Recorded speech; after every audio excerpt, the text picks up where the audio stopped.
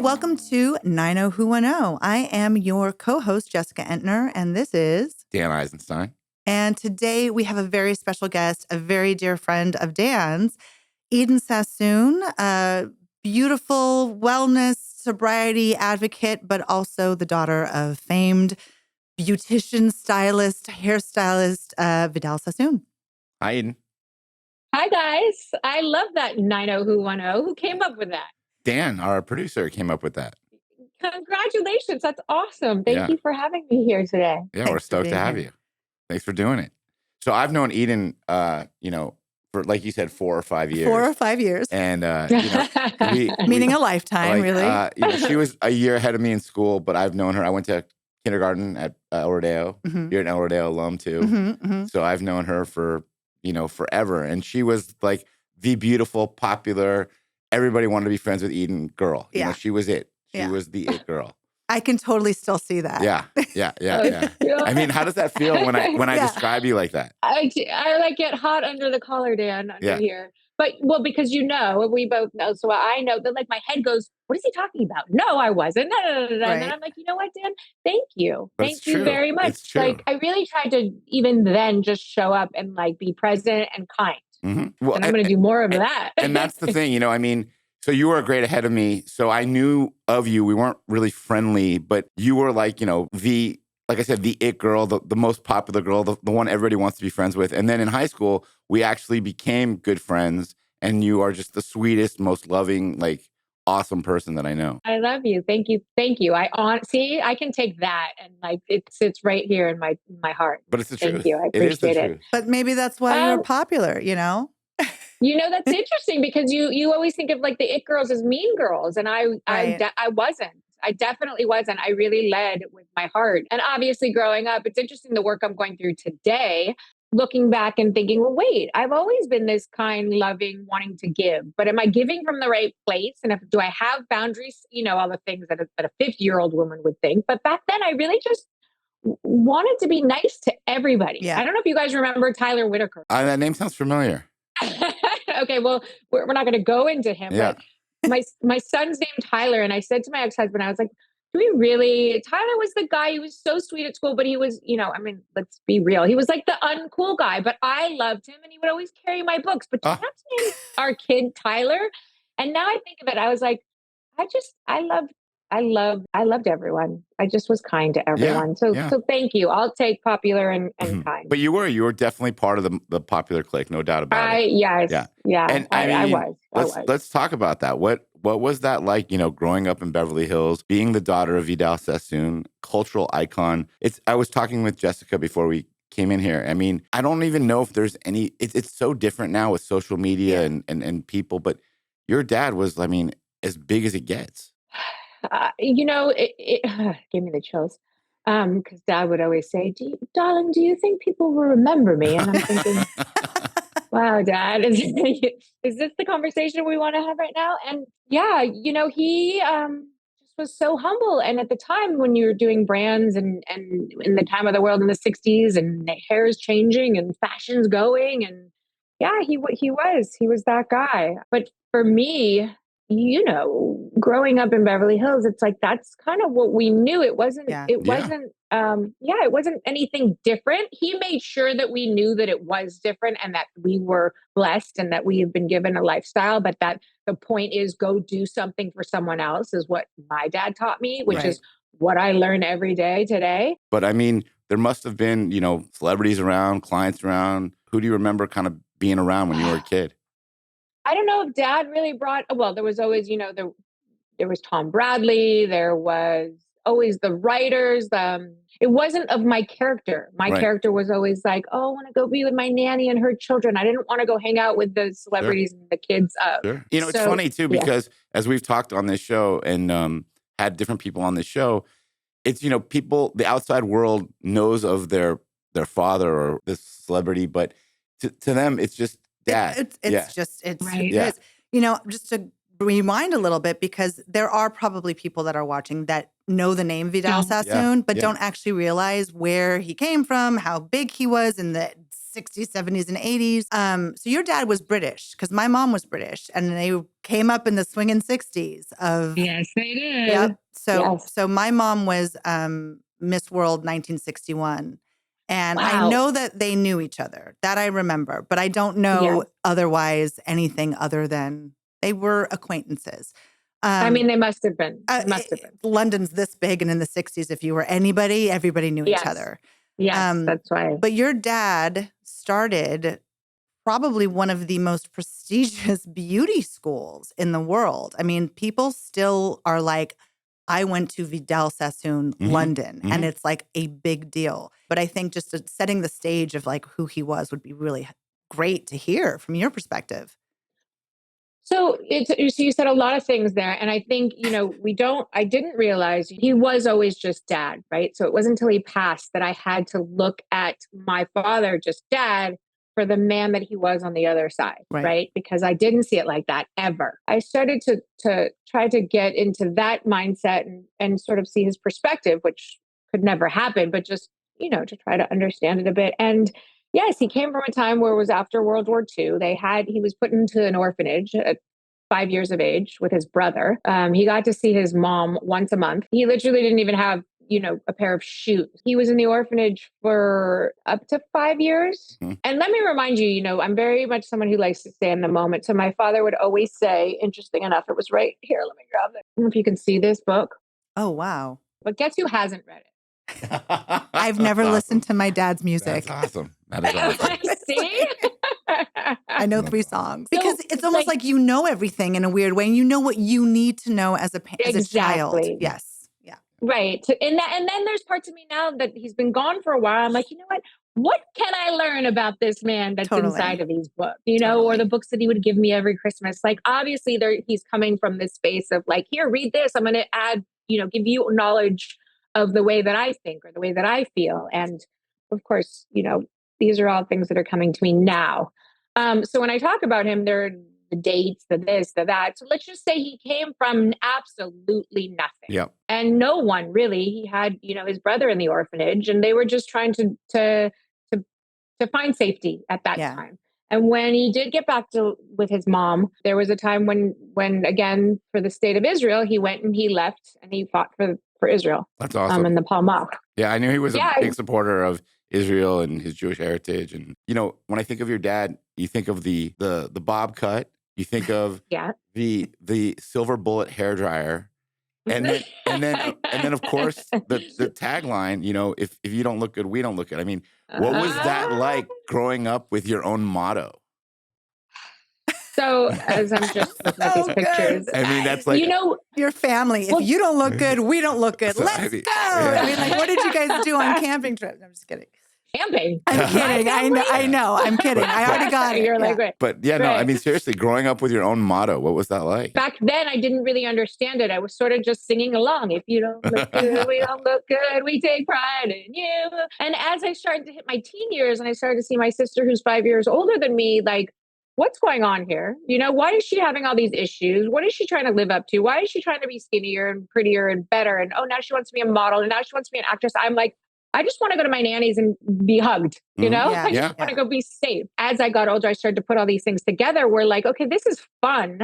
And there's a song about us, and that he makes people look pretty, and people really love him for, like, I sort of got this empathetic feeling from all the women that would sort of surround him when we'd be out and want to take pictures. I was like, okay, they're not just taking a picture of this man, but he's providing something that is impacting them of some nature. And if they felt good, then they did better. Yeah. But my inner self, and just for the idea of like, if you don't look good, we don't look good.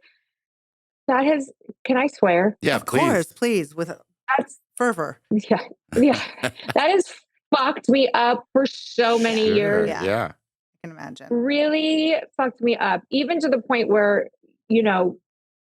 this is who I am. Yeah. Like, I wear my hoodie, and I was like, oh, let me fix my face. I'm like, I'm not fixing my face. I'm going with one of my dear friends who I've known a lifetime, and now another dear friend who I just met, you, Jessica. And like, I don't have to be anything other than myself and show 100%. Up as me. And that's what I love. And that's what I love about you. And you know what? And you've been like that. You and I had some talks in high school, And Yes, we have. you Love you. are very much like that. And that is what I love about you. You know, you are, it's funny too, because, you know, bringing it up from like when you were younger, there definitely was a stigma around you because you were popular, you were beautiful. And people just assume, you know, for lack of a better word, oh, she's got to be a bitch, you know? And I would tell anybody that I ever knew, if you just spend 5 minutes with Eden, you'll find Oh, I out love you, she Dan. is like a sweetheart and like unbelievably nice and just a loving person. You know, you say that I'm so authentic and that I stood, but I always had that internal struggle, like even the slogan. So if you don't look good, we don't look good. Okay. So Right. I can be this, but I'm really this. And how do I show up? Where now I'm becoming more and more after that god awful, you know, show that I did. Oh yeah, we have to As talk none about of We're that. going to talk about that. Oh, We're we going to have get into to. that. Come on. But I mean, Listeners want to know. Just touching back on that, I mean, it's got to be a lot of pressure. I mean, look, you're a beautiful girl, you're a beautiful kid, you're a beautiful woman, but to walk out the door with this kind of like motto attached to you, it's just it's a heavy load. It's a heavy load to It's bear. a heavy load. Yeah. I think that is something that we kind of, just in talking to a lot of people that have gone and grown up in Beverly Hills, Yep. I think a lot of it is, okay, this was my parents. I just happened to be their progeny. You know, I just happened to be Yep. born into this family. But now I am kind of in this strange way. I don't want to use the word cursed, but now I have to carry this load of their fame, of their fortune. And if I don't amount up to that, then I have failed and I failed them. There's this weird like And that's kind of paradox there. what we're doing with the show here, you know? Yeah. I mean, because of course there's a lot of perks that come along with there's growing privilege, up with there's privilege, money, celebrity, there's money, all that stuff. access. Yeah. But then there is, you know, an honest side to look at, like growing up with some stuff that maybe other kids don't have to deal with.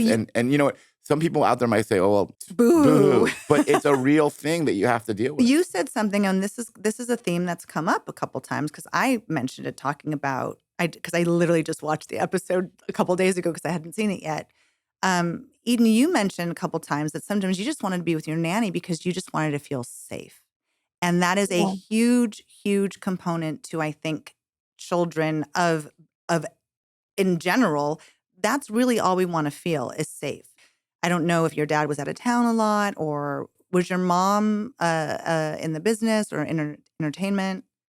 So dad was obviously Vidal, traveling around the world. Mom was originally an actress, you know, signed with the studios, met dad. Dad had her stop working. She started building the company with him. She then is now a recovering alcoholic, in recovery, which is amazing. So right there, that says a lot, right? Yeah. In my family structure, there were 4 kids and 2 left. You know, my nannies were a part of my family. They kept me safe and sane. Yeah. So that's kind of the structure of, one of my brothers was adopted and was pretty much always sent somewhere to be taken care of for his behavioral His safety. behavioral challenges. Yeah. Yes. Yeah. Yes. But you know, so that was kind of the structure that I was raised in. And let's remember, 4 kids means a lot of friends, a lot of people, a lot of, it wasn't just me being the cool kid. My brother was, my other brother was, and my sister was. So there was multitude amounts of people. And whether I wanted to get lost in the shuffle of that and kind of sit back and watch, or really be present and sort of just love on everybody, there was a lot going on at all times. Right. How old were you when your parents got divorced?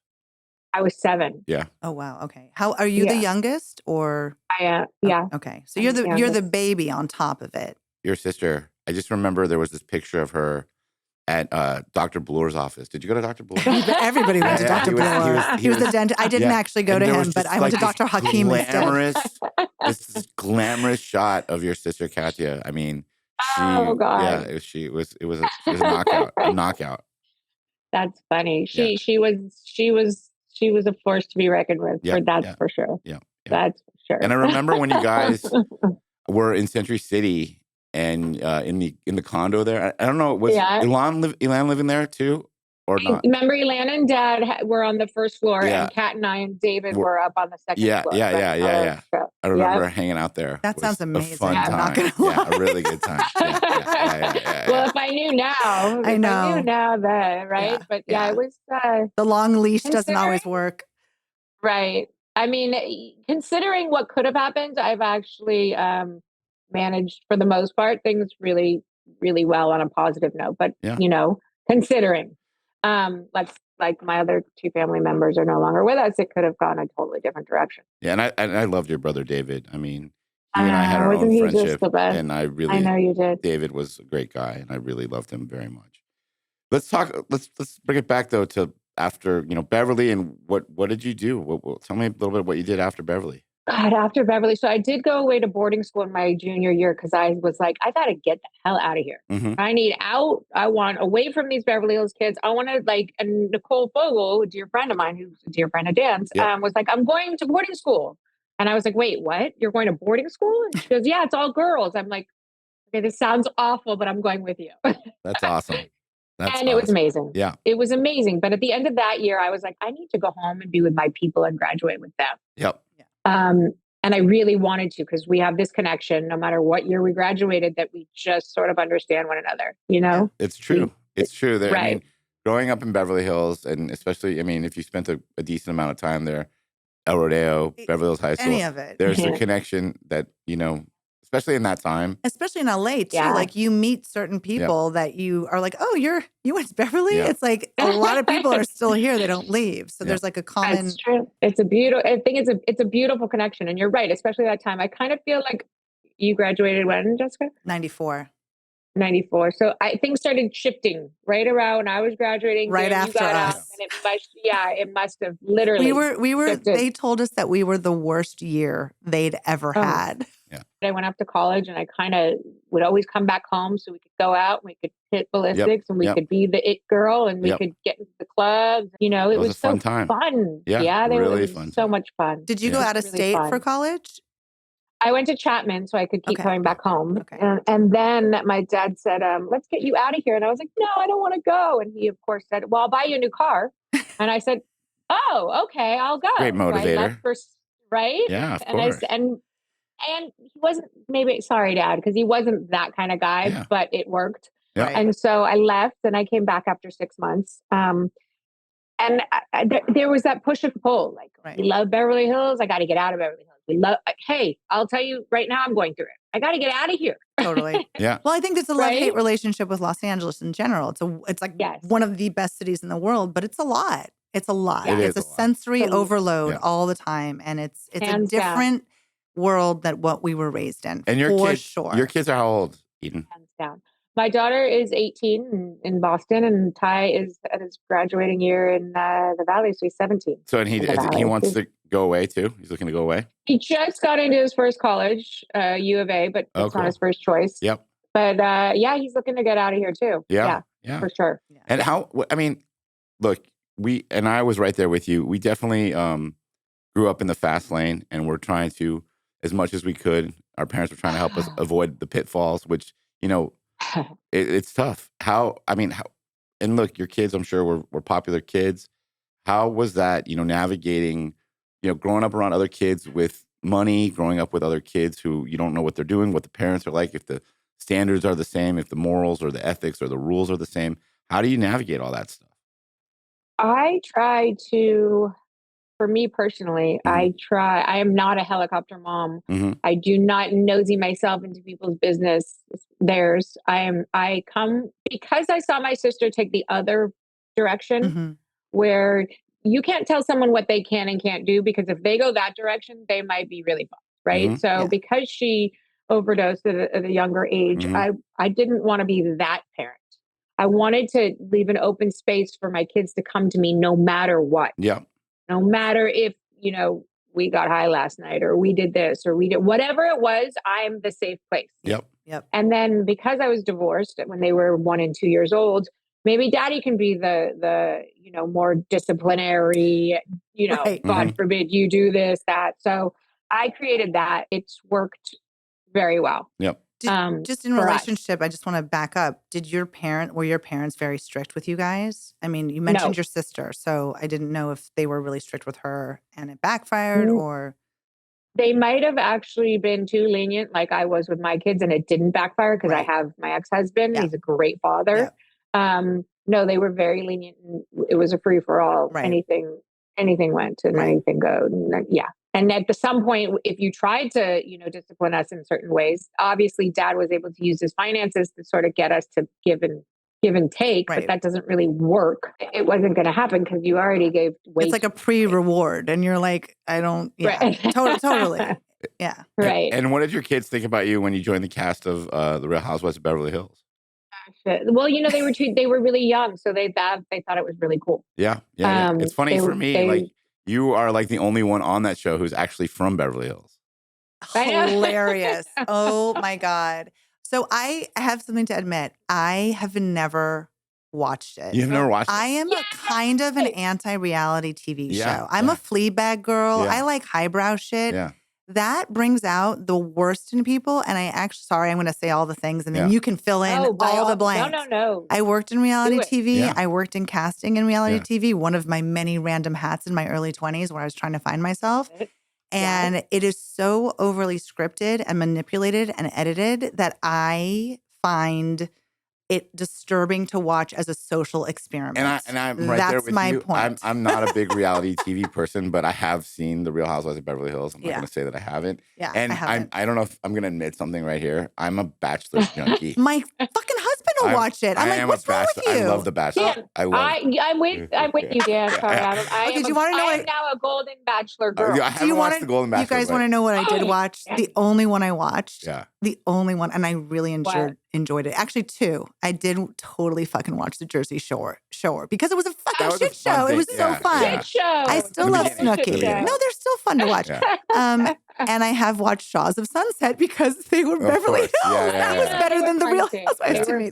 They were fun, and I loved that they had people that really did kind of what's the word? Emulate kind of the kind of Persian culture that we grew up with, a very like westernized, And by the way, I'll tell you that cast, they were very much like that in real life. So I think totally, it was real. Yeah. It was real. And their fights were real. And like, oh yeah. Yeah. And I got to be honest, so, we've launched our podcast now and we talked about it on social media. Yeah.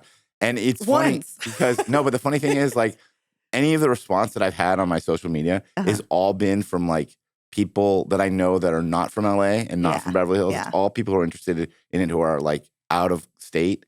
Yeah. And so I know that they're going to be really excited to see Eden on there. And 1,000%. 1,000%. I love you. And that's interesting that you say that because people growing up where they're like, okay, we have to hear the story. We know the story. Yeah. I think also if you're at a certain generation and you're looking to the older generation to see what it was like then, that's really interesting. But we won't get into the generational thing.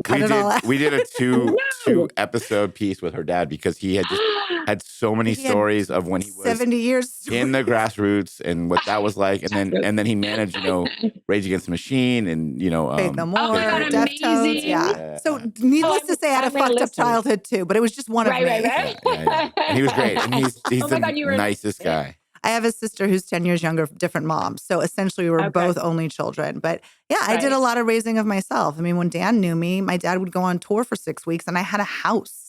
I had a house to myself, and I never threw parties because I was that kid. I'm like, I don't want to fuck. I'm the bad kid. I don't want to fuck anything up. I also stole my mother's car and wrecked like the bad good kid, though. I was the bad I was going to say, that sounds like a good kid. I was a bad good kid. I would sneak out, but I was nice to everybody. Yeah, it's, I still am kind of like that. I'm the bad good kid. It's like, I want to go get into trouble. But just only so much trouble.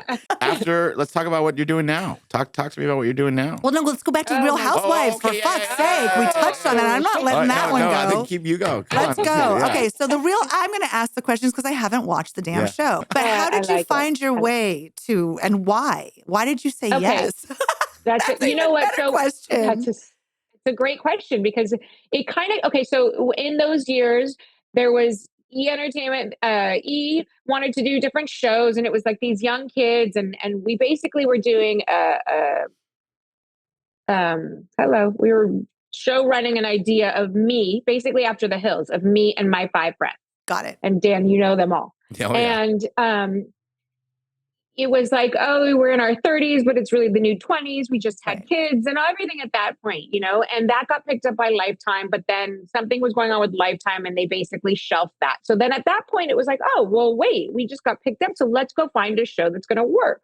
Well, we kept doing all these different ideas and all these different ideas. And then I dated a young musician, and then they were going to do, older women meets younger guy, boy band, blah, blah, blah. And nothing was kind of coming. And I was like, you know what, maybe this whole idea of a camera following me, maybe this doesn't need to happen. You know what I mean? Let's just leave this alone. And then Josh Flagg called me and he said, listen, this season right now is going flops up. And they're looking for someone to come in on episode 5 or 6. And they have 3 people and, I'm putting your name in. And I was like, wait, for Bravo? The one network I never wanted to work for because they're fucking full of shit. And I say this all the time. Sure enough, it happened. Tell God your plans and watch him laugh at you. Right. So I truly thought at that point that I was supposed to do it and that I could bring light into a dark place. And that was wrong. But I will say at the time I was abstinent. I was sober. I wasn't necessarily in recovery. Right. So that was a beautiful gift that I was able to give to multiple thousands of people that still contact me today. Awesome. So that being said, if that's why I did it, then that was all I needed to do. Totally. But it was torture, but I'll say in every torturous lesson, there's the lesson, and I learned it. How about that? Right. Were you friendly with the people on the show prior to it? Like, how did they bring you in? Hell no. They brought me in as a friend of Lisa Rinna. You were not. You were friendly acquaintances, like. What? I have no business being friends with any of these actresses. I don't give a shit about you or anything that you're doing, or unless you're like actively giving of yourself and helping to make this world a better place, take your business somewhere else. Cause like, I would rather, be with people like us and that really care or want to make a difference in some sense of that word, and put my time and energy there. So I had no interest at all. And I should have listened to more of myself. But I thought it was the lesson you needed to learn. Make a difference. Right. Yes, it was the lesson and unfortunately it was public on television. But I like what you said. I mean, that is a really great way to look at it. Like you gave a presence to somebody in recovery, even if you weren't you were sober at the time. That's fantastic, and I know that I really don't know much about the show, but I know enough about the show that I know that there's been subjects about that on the show and conflicts and stuff. So you mentioned that you were dating a younger musician. And I knew you were going to go there. I've known you for a long time. And that's kind of like, I think you've liked a few younger musicians. So let's talk about that. I want a little gossip. I want to know a little gossip. Dan, we can go into that all you want because in my new sense of recovery, I am taking a year off of dating, no apps, no men, no nothing. Good for you. So let's go talk about it. So, I know you were linked to let's Jesse revisit McCartney her for a long mistakes. Time, right? And before that, Scotty, of course. Scott Kahn. Is there anybody I'm missing? Are we talking about a night, 2 nights, a month, a week? Whatever you want to tell us about. Come on. People want to know, Eden. She's like, I had fun. Okay. Yeah, I want to hear. I did have fun. Well, I loved, I had one of your best friends. We had just a little crush on one another. 2 of your best friends. Oh my God, I have to stop. Oh boy. I made out with one of your best friends, Dan. I don't even think you know that. Out with one of my best friends, Maybe 3 of them. I don't know. There you go. Yeah. We got to give a shout out. Come on, Faustino and Rainbow. Sparky. I think Robert is still in love with you. Robert. Well, that's 3. Sorry. Yeah. So I'm on 3. I love Robert. I love Gavin. How could you not? Yeah. Then but Rainbow, I'll have Jessica, that's good for you because I did not. And Nick Adler? Yes, no, maybe. Nick? Oh shit, I'm on 4. Okay. Keep going. Okay. I like it. And Cisco. Cisco too. Wow. You do like the younger boys. I like that. Oh my gosh. Yeah, I'm blushing. This was then, you guys. I'm so okay talking about it because it was then. But it's fun. It was back then. I will say I left high school. I kissed everybody I wanted to. And I did not sleep around. I wasn't that girl. But I left very satisfied with who I hooked up with. That's awesome. I love it. Let's say I probably could have slept with less people, but I wasn't I like to make out. I like to flirt, right, Yeah. Dan? I was a huge flirt. I was a bad good girl. That's what it That's came down it. to. And Eden was too. You know what? Exactly. She was Yeah. too. It was. She was. Yeah. Look, being in the early 90s, like in the 90s in LA, young, beautiful, and slightly privileged wasn't awful. I'm not going to pretend it was. No, and right?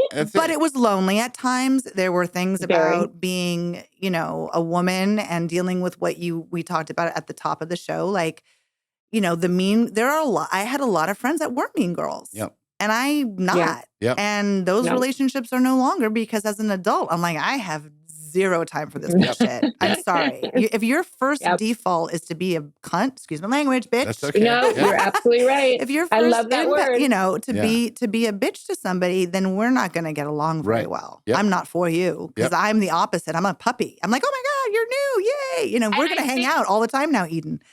I can't wait. Dan, you're invited if you want to join us. For sure. But that's exactly it. And I think that doing the Housewives, I realized that those women, at least the persona that they are on the show, what they put forth, you're a fucking cunt and I want nothing to do with you. And then if I have to backtrack and come back to when we're not on the show, you're this person, I can't be a part of it. Well, it's a character, right? It is a character. They look, reality TV, however you want to slice the pie, it's based on what sells. What sells? Conflict. Conflict sells in every capacity. And that's the thing. I mean, just from my own observation at what Eden's talking about, I mean, look, all these people who are going on there, you know, they're motivated for whatever reason, whether they want celebrity, whether they want money, whether they have a brand they're promoting. You know? Totally. And you know, of course, everybody likes money. Everybody likes to promote their brand. But, you know, Eden's not motivated by those things. Yeah. You know, she grew up, you know, what we talked about already. So she's motivated by genuineness, by, you know, that kind of thing. Right. And if other stuff comes as a byproduct, that's fine, but that's not the motivation. And I don't mean to be talking for you, but no, I love you, Dan. Thank you. Thank you. No, I get that sense too. So after the Real Housewives, now that we've gotten the fact that you like young, hot musicians, which by the way, nothing wrong with that. I did. I preferred musicians to actors always, so I will say that. I will say that myself. Oh, I had my fair share. God, you know, you're right. Maybe there's like there is a tell-all story here. I don't know, but we are definitely going out for coffee. You know, that's for sure. But when you know, after you were out of college and stuff, let's just, because we kind of covered the Real Housewives, but what industry did you get into? Because I know that you had a wellness brand and you were very much an advocate for like mind, body, soul. So yes. So that was later. That was way after college. I think my father first questioned me after I had my children. He literally brought me over one day and he sat me down. He was in his robe and all proper. And he's like, so darling, what are you going to do with yourself? And I was like, I just had 2 kids. What do you mean? What am I going to do? Like, I'm doing it. Isn't this enough? No, it wasn't enough. So I sat back and I was like, who am I? Because I don't want to work behind a desk. I can work for somebody, but there was nothing. I'm not the person that like you can, unless it speaks to my soul, I'm going to have a problem doing it. Right. So I'm like, I love Pilates. I love Pilates. I go to Pilates Plus. At the time it was Sebastian every day. Maybe he wants to let me, you know, franchise a studio. And sure enough, he said yes. I said, but I'll do this if and only if I can take Beverly Hills because that's where I grew up. And he said, I will only give you Beverly Hills. Go for it. And so I opened Pilates Plus in Beverly Hills. And that was really kept me grounded, even though at the time I was drinking. And I went to my dad. I said, this is what I'm going to do. Are you going to help me? Right. Like, this is what I need to open. And and he loved Pilates and got me involved in it when I was a child. So he sure enough helped me. And it was a beautiful, amazing time and successful in the sense that like my success doesn't equate to monetary success. It was successful in the fact that we were busy. Women were in there wanting to change their bodies. Women would come in and we'd sit down and we'd cry and we'd laugh. It was a community. Right. It was real love every single day. And that went on for a number of years, which really truly saved my life, because in the beginning stages of me getting divorced and I was still drinking at the time, that was the only thing that kept me grounded. And I had 2 children. I just couldn't find my way, but that was the one thing that kind of made me show up. Right. Yeah. And I wanted to. So that was the beginning of sort of starting this wellness. It was all I was doing was searching for myself and in turn wanting to pay that forward to others. So that's what I thought. Oh, well, let me open this business because this is how I'm finding myself now. Totally. And then years later, Dad said, so now what are you going to do? And he got sick and he had leukemia. And I was like, what do you mean? I have 2 Pilates studios. What am I going to do? And he's like, oh, no, sorry, I had 1 at the time. And he hadn't told me yet that he had leukemia. He was just questioning, what am I going to do with my life? And then I realized later on when he did tell me, I'm like, damn, he's literally sitting down knowing that he's going to die. Like there's no cure for his leukemia. Asking me what I'm going to do with my life. Wow. And I said, you know what? I don't know. Let me think. And I was getting my hair blown out because that's what we did, right? We would go to Dry Bar or Blow Out or anywhere. And I didn't really always want to go to Sassoon because there was always talk, right? Yeah. Like, and I go in and we talk about nothing. So I went to this blow dry bar and I'm sitting in the mirror and she's blowing out my hair and I'm thinking, what do I want to do? Who am I? And I was like, you're Vidal's daughter. Now remember this, okay? Like, you're Vidal's daughter. Red flag. Don't open a business being Vidal's daughter because that's the wrong, the wrong reason why, right? But what I really was trying to do is come from my heart and using what I've been given by where we grew up and what we have to maybe start a business and maybe show the name Sassoon from a different perspective, from the daughter of, and maybe not charge certain prices. Well, I did it all the wrong way. I went to the most expensive part in town on Sunset Boulevard, opened a huge salon, opened at, under $1 million. Come on.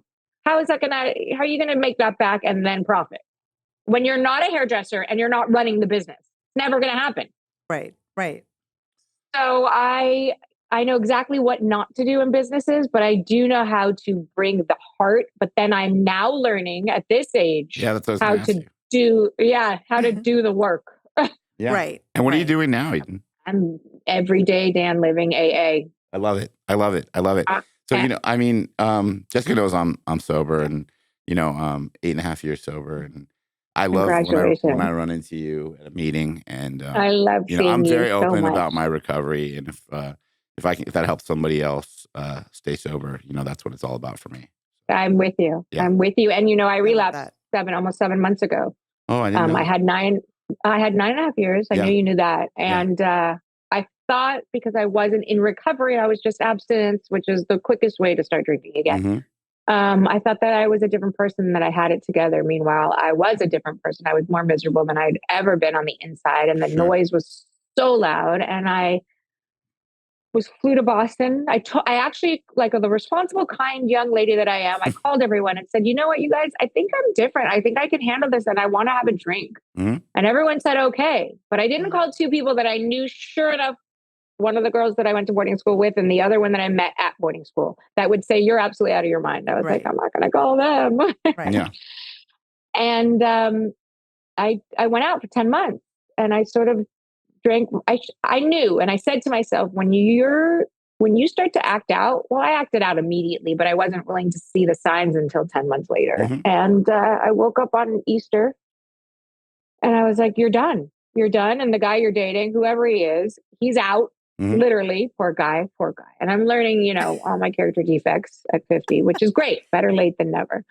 And how to do the work. I had this contract with God that I didn't have to do the work. I thought that maybe this leads back to, why this conversation started and growing up in Beverly Hills and living under a brand name and you don't look good, we don't look good, that someone else was going to do it for me. Right. Interesting. For me, growing up with privilege, you think you're different. You think the rules don't apply to you or they apply differently. Yes. And at the end of the day, if you... Well, they have applied differently. Honestly, that's really what it is. And I think there's that ease of which, I have time to not have to learn how to figure shit out. But when it comes to this thing that we're talking about, it doesn't care who you are or what you've got or who you come from. Exactly. It attacks everybody the same. It does. And it all has to be dealt with exactly the same. Whether you are a multimillionaire or you don't have 2 nickels to rub together or you are the daughter of Vidal Sassoon or nobody knows who your family is. And unless you attack it that way and you come to it that way and you are able to kind of concede that to your innermost self, it's going to get you every time. No, I commend and both of you because I know how hard it is, and I'll take it. I'll I've take been your command. adjacent. I'll take I have been on the it too. adjacent. I have had struggles with my own family and friends, and it is hard to Yeah. watch from the Yeah. other Yeah. perspective. It's heartbreaking. And it is Yeah. heartbreaking. Yeah. And we've all probably lost quite a few people to addiction Yeah. and mental health. Because let's be real, it's Yeah. all It is. It's all connected. combined. Yeah, It's all connected. So just to be completely authentic, my brother, today's what? November 1st. So September 14th, he overdosed. I'm so We haven't sorry. got the toxicology report yet, but as Dan was just saying, that's exactly the way that you put it. It hits us all across the board the same way. And you're right. It absolutely is mental illness involved, and it's running rampant. And I'm grateful that I get to do the work I have to do every day, but it is not easy, and it is not for the faint of heart. It No. breaks my heart to hear you say that. I remember when Katya passed away, I was shocked, but I didn't know her as well. And when I hear you Yeah. talk about David, it touches me in my heart. I really, really did feel a connection to him, and I really did care about him. And Yeah. and I'm so sorry to you, And for you and your family. I love you. Yeah. I love you. I have, it's soon, and it's still like digesting and like the disease itself, and how much there I go. Sorry. And the pain that he must have been in, and that we all suffer from in one way or another, and he just couldn't get out of it. It sucks. I wish you would have gotten it, and I wish I would. Yeah. Not that I could have Yeah. done anything, but I would have. I No, but didn't know he was struggling. And, I've been so lucky in my recovery, and I wish I would have had an opportunity just to talk to him about recovery. Well, you know what we're doing by doing that now? Like, we're not letting his life, go to waste. And we are speaking of recovery because someone hearing this could need that right now, Sure. Totally. Yeah. And that means everything. And it's a So- decision. I mean, it's a decision to make. Like, it's time. Oh, I'm you going have to a jump choice. into Yeah. it. Yeah. You said something just about recovery, and I do want to address this because I do think it's such an important component, especially when you said that you were like, I can do this. I can abstain on my own without having a community around you, and how important having a community of people in any way, shape, or form, whether it's a Pilates community or a recovery Exactly. community, it builds you up and it feels good. Mm-hmm. And I think when people realize that, whether it is AA or a small support group or going to see a goddamn psychologist once in a blue moon, Mm-hmm. that community that you're able to build with even one person Mm-hmm. can really make such a difference in the long run of like recovery. Even what you guys are doing here, in any sense of the word, this is a community that you're building, and the Mhm. way that we're talking now, it's sort of like, call it a meeting, call it whatever you want. We're enjoying each other's company. We're talking about recovery. We're talking about stories. We're laughing. We're crying. It's life. Yep. And you're absolutely right. And it takes me back to starting this conversation. It's like we were these kids growing up in a specific lifestyle, and like, like I said, so many people around, but feeling so alone, Mhm.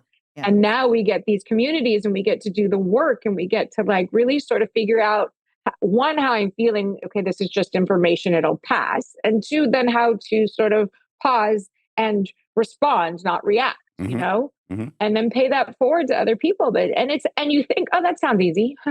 Okay. Right.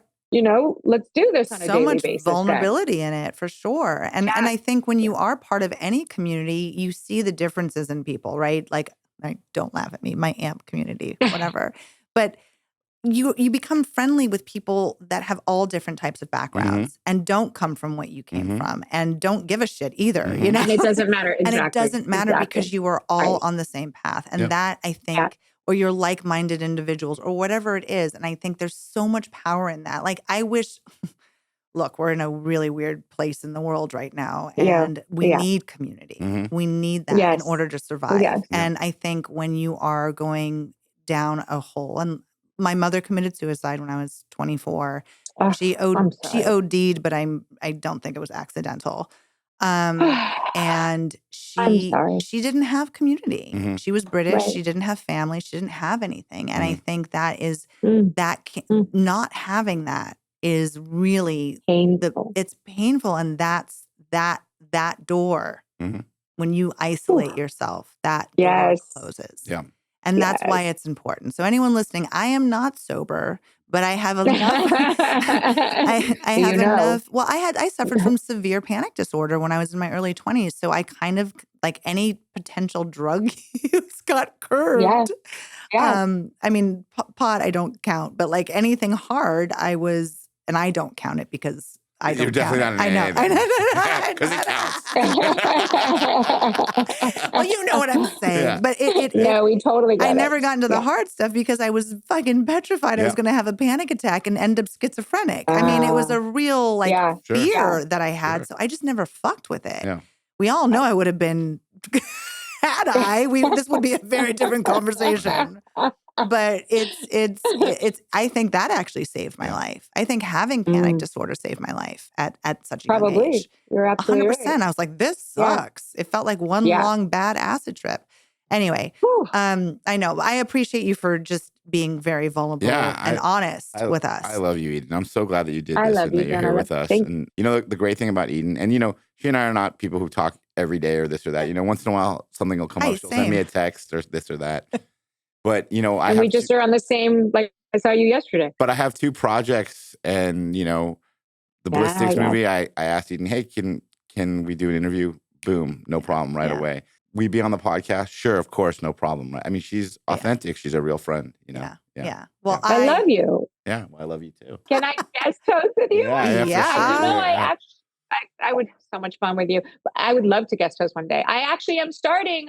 That's why I'm so proud of the two of you because it's not an easy task what you're doing. Well, it's gone through, and I'm sure as yours has. Maybe not. Maybe you kind of just knew what you were doing and getting into it. But so we're winging it every day. So what happened? Yeah, I want to hear what you're doing. No. Tell me. No, just so Dan, who's the producer of this and whose podcast studio we're in, he and I were playing golf one day, and I'm telling him a bunch of stories, and he's like, "You need a podcast." He's like, "You need a podcast," and he's like, "We're gonna call it 90who10." Love it. Yeah. Love it. Honestly, like that's the first thing. You need to start asking everybody you grew up with to come be on the show. And I'm like, I don't know. That's kind of a tough ask, you know. And then no, it's not. I was kind of asking Jessica's dad to help me find a job, and we all went to lunch one day. Jessica and her dad and I. And oh my God, I love this. I started telling her about the podcast, and she's like, "That's a great idea, and we got to get this person, we got to get that person." I'm like, "You're in. We're doing it together." Yay! I had like a weird similar one in my head, and he goes, "Wait, this is kind of simpler. Let's see if we can." And I gotta tell you, you guys, you co-host together really well. You really do. Tell me about it. Tell me about it. Same sort of situation. You know, it was always something that I wanted to do, and I think like a one-off, but I never again. And now I'm learning to do the work. Kind of stepped into that role of like, you can do this, Eden, and you have to start here and do the work daily because I'm learning that today. So Alicia, who my daughter and her son have been dating for 2 years and lived together in Boston, his mother, she's my dear, dear, dear friend. And we just started a podcast together. We're on our 4th guest. It's not coming out till January. And the original idea was, which thank God it's changed because in a time like today, but back then there wasn't a word. It was called, living to die. Mm-hmm. Or sorry, dying to live. Mm. That's better. And so dying to live. And that's since changed to life with Eden and Alicia. I like it. It's really fun. But thus far, our 4 guests are really strong men in recovery who one has had a heart transplant. The other has an amputee leg. The other one literally grew up and lived in the bushes in the prison system. And the other one is sort of this white kid who grew up in the Vato and thinks that he's Hispanic, and just these great stories full of heart and substance. And now we switched it to life with Eden and Alicia. So now we can sort of start to stray off and veer off in any direction that we see fit or feel fit, or, that's awesome. And that's it. That's great. And learning how to truly live my life the best way I know how to right now. So I want to tell you this. I am going out to dinner tonight with one of your good friends. I'm going to tell you who in a second. Who I've been asking to do this, but he's a little hesitant. And so if I can tell him that you're going to guest host with me, you know who I'm talking about? Well, you could say a few people at this point. It's Jamie Voigt. Oh, the one. Yeah, we're going to dinner tonight. I and I'm gonna, he and I have dinner about 2 to 3 times a year together. And I love that. And, I love James. And I'm going to tell him that you were on today. I've been kind of planting the seed with him, but he's a little hesitant. We're doing that. Come on. We'll all come on together. Yeah. I'll be quiet and just watch. No. No, you can't be quiet. You can't be quiet. That's true. Whatever, Dan, you know this. Whatever you need from me or want from me, I 100%. Are you kidding? And that would come into the studio. We need 5 more guests. No, just kidding. Yeah. We'll all come in. By the way, don't worry. I'm going to write a little list out. If you know anybody you want. I'm going to. But we'll all come in the studio together and we'll do a show together with Jamie. I'll be, whatever you need, I would love to, and I'd be honored to be part of it. However, I can be of service. Well, I love Jamie. I love you, and I can't thank you enough for doing this. Yeah. Thank you so much. Thank you guys. That was very therapeutic for me. So thank you. Tell me how much I owe you. You won't be getting it. You won't see the check, but that was beautiful. We love you.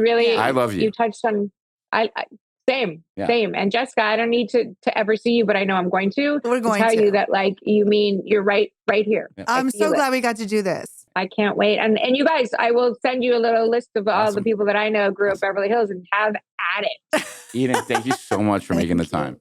Thank you so much. I love you. Love you too. I love that you came on. Thank you so much for your time. We're going to have her come back and she might have to co-host a few. Yeah. Thank you guys for joining us on this episode of 90who10. We will be back with a mystery guest, hopefully Jamie Voigt. At some point, yeah, for sure. Yeah. All right. Thanks, guys. All right, guys. Thanks. Bye. Bye.